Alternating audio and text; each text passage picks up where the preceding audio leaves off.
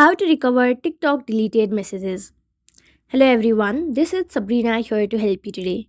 So without any further ado, let's get right into the video. First, launch your TikTok application. After that, go to your profile icon from your bottom right corner. Now go to the menu bar from your top right. After that, go to settings.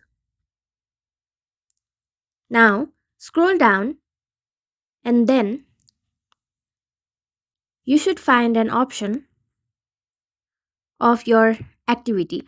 Go to activity center and then see if you can recover deleted messages from there. Go to recently deleted, and as you can see, only recently deleted posts are available in this section. So, what you will have to do instead is ask TikTok for all your information that they stored previously. To do so, what you can do is simply go to support, go to help center, and then submit a form saying, I want to recover all my deleted TikTok messages. And that will do. So thank you for watching this video. Make sure to like, share and subscribe to our YouTube channel. If you got any questions, comment them down and I'll catch you in the next one.